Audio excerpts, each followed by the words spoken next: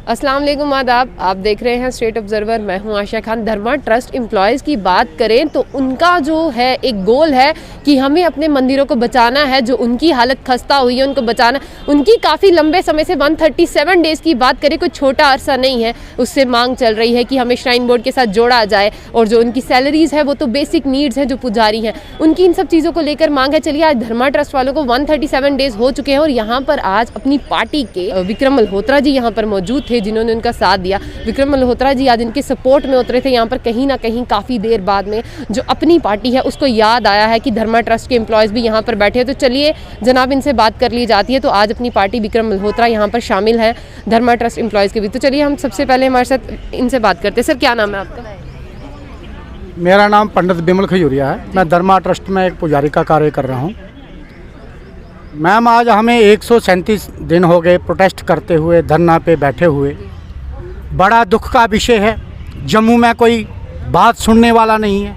क्या प्रशासन, क्या यूटी सरकार, क्या लोकल जो एडमिनिस्ट्रेशन, क्या मैनेजमेंट, जिन लोगों ने धर्मार्थ के अंदर अपने 20-25, 30 साल दे दिए, आज उनकी बहुत दुर्दशा हो रही है। इस समय जो कोरोना नाम की महामारी आई है, इनके सबके बच्चे हैं घर परिवार में, सब ये गृहस्थी के लोग हैं, इनकी कोई बात सुनने वाला नहीं है।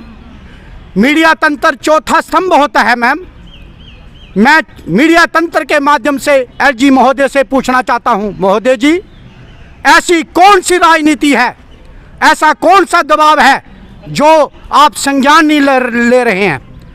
हम कौन सी बातों के लिए लड़ रहे हैं? हम आपसे क्या मांग रहे हैं?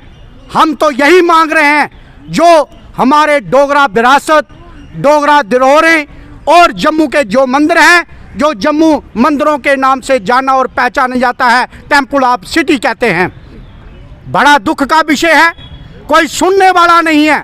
राजनीतिज्ञ लोग बड़ी बड़ी बातें करते हैं, मंदिरों के नाम पर बोर्ड लेते हैं, लोगों को बेवकूफ़ बनाते हैं।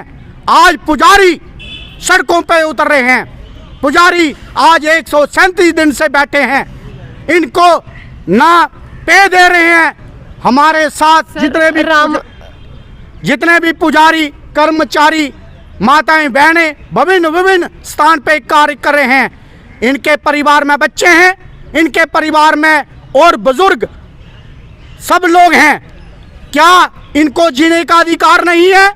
मोदी जी का नारा था सबका साथ सबका विकास। कहाँ है सबका साथ, कहाँ सबका विकास? आज तो जम्मू की दुर्दशा हो रही है, कोई सुनने वाला नहीं है। बड़ा दुख का विषय है। मैं मीडिया तंत्र के माध्यम से एलजी महोदय से, प्रधानमंत्री श्री नरेंद्र मोदी जी से और राष्ट्रपति जी से भी प्रार्थना करना चाहता हूं, हम लोगों की सुध ली जाए और जम्मू के जितने भी मंदिर हैं उनको श्राइन बोर्ड के साथ गठित किया जाए। सर, अगर हम वही मंदिरों की बात करें, राम मंदिर बनने जा रहा है, बड़ा खुशी का अवसर है। वहीं अगर हम जम्मू के मंदिरों की हालत देखें तो आप किस तरह से देखते हैं उस मंदिर को और इस मंदिर को? ऐसा है मैम, यही तो चिंता का विषय है। जैसे दीपक जलता है, उसके नीचे अंधेरा है, ऐसी स्थिति तो जम्मू की बन चुकी है। जम्मू को मंदिरों के नाम से जाना और पहचाना जाता है। जम्मू में 2-3 मंदिरों को छोड़ के आप जितने भी प्राचीन मंदिर हैं उनको देखिए, उनकी इतनी दुर्दशा हो गई है, ना जाने कौन से समय कौन सी ईंट गिरने वाली है। और उसके साथ आज 5 महीने से पुजारी, कर्मचारी प्रोटेस्ट पे बैठे हैं। कोई मैनेजमेंट से पूछे, आपने मंदिरों के चलाने के लिए क्या 5 महीने में कौन सी व्यवस्था दी है?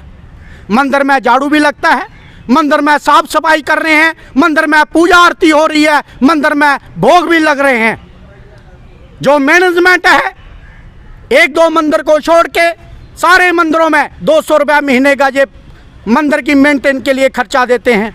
बड़ा दुख का विषय है। हम कहीं घर में भी अपने पूजा रूम में छोटी सी भी एक फोटो लगा के उसको भी 2 टाइम का भोग लगाएं तो मुझे लगता है महीने का 5-7 हज़ार रुपया खर्चा आ जाता है। सिर्फ बातें करते हैं मंदिरों के नाम पे। सर, आज अपनी पार्टी के यहाँ पर विक्रम मल्होत्रा जी आए थे। 137 डेज़ बहुत लंबा अरसा हो गया, उसके बाद कहीं ना कहीं मिलने आपको क्या लगता है कि ये जो पॉलिटिकल पार्टीज़ के जो नेतागण आते हैं अपनी रोटियाँ सेकने आते हैं, वाकई में आपका साथ देने आते हैं? ऐसा है मैम, आश्वासन पे तो दुनिया टिकी है। हम भी इनको देख रहे हैं, क्या बीजेपी वाले, क्या कांग्रेस वाले, क्या शिवसेना वाले, जितने भी हैं, ये पुजारी कर्मचारी जितने भी विभिन्न स्थान पर कार्य कर रहे हैं लोग, ये मंदिरों से पुजारी क्या होता है? पुजारी दूरदर्शक होता है, पुजारी एक रास्ता होता है, पुजारी एक गार्ड का दूसरा नाम होता है। गार्ड की ईश्वर पुजारी को पूर्ण रूप से अपना उसको भिन्न भाग समझता है। इसलिए ये सब लोग देख रहे हैं और जितनी भी धार्मिक जनता है, सब लोग इन लोगों के ऊपर अपनी नज़र बनाकर बैठी है। हम देखते हैं ये लोग हमारा कहाँ साथ दे रहे हैं, कहीं ना कहीं साथ दे रहे हैं कि नहीं दे रहे हैं। लेकिन मुझे ऐसा लगता है जैसे आज हमें 137 दिन हो गए बैठे हुए, नवरात्र का पर्व काल चल रहा है, कोरोना महामारी है। मुझे ऐसा लगता है पता नहीं हम जम्मू से कितनी दूर पहाड़ी क्षेत्र में, जहाँ कोई मीडिया तंत्र नहीं पहुँच रहा है, जहाँ कोई लिखने वाला नहीं पहुँच रहा है, हम बीच सेक्रेटरीट के सामने बैठे हैं, हमारी बात सुनने वाला कोई क्यों नहीं बोलता है? सब रोटियां सेकते हैं ये लोग। लेकिन समय आने पर इन लोगों को ये लोग बताएंगे कि मंदिरों के नाम पर आगे से आप इनको वोट कोई नहीं देगा।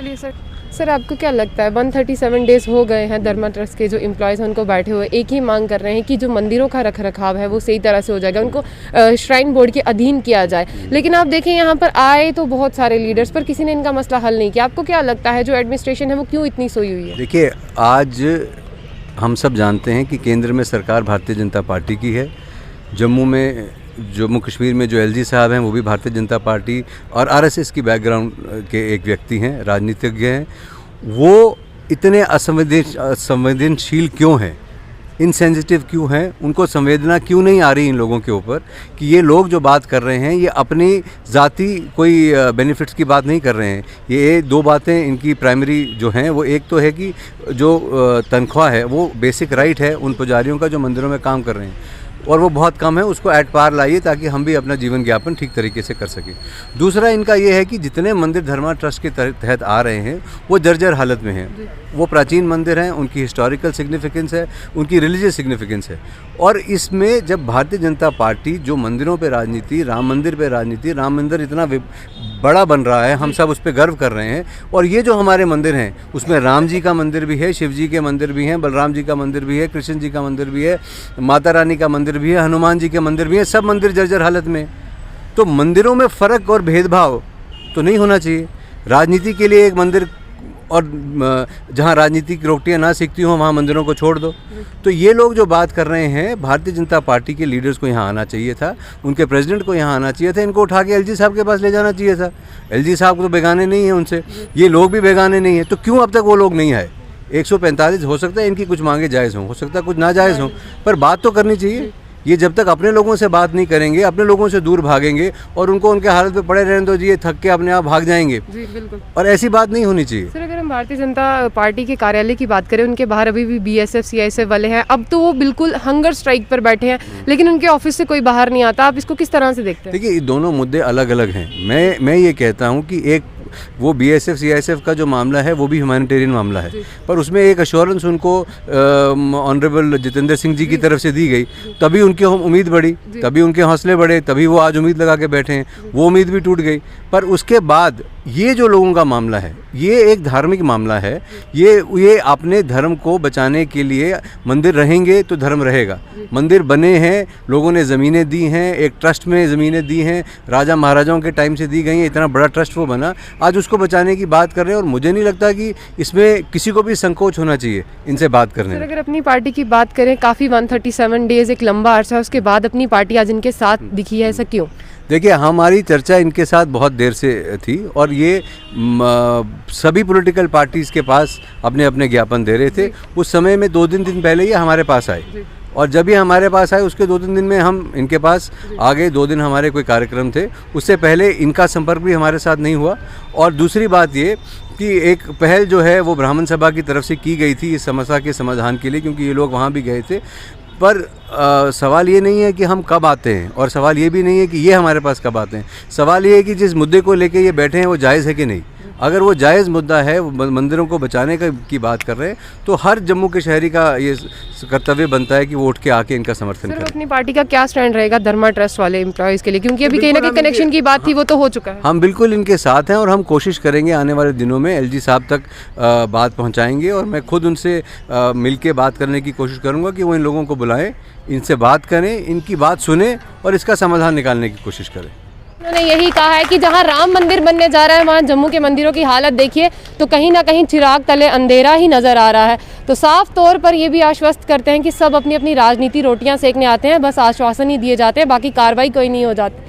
तो बाकी आज काफ़ी देर बाद में अपनी पार्टी को याद आया कि धर्मा ट्रस्ट के एम्प्लॉयज़ जो हैं वो काफ़ी दिनों से धरने पर बैठे हुए हैं, वो भी आ जाए, इनसे मिले। चलिए, अभी वो इनको यकीन दिलानी तो यही दिला के गए हैं कि आपकी जो बातचीत है वो सीधा लेफ्टिनेंट गवर्नर मनोज सिन्हा से की जाएगी। अब देखने वाली बात यह है क्या इनकी बातचीत हमारे जो लेफ्टिनेंट गवर्नर मनोज सिन्हा उनसे करवाई जाती है या नहीं।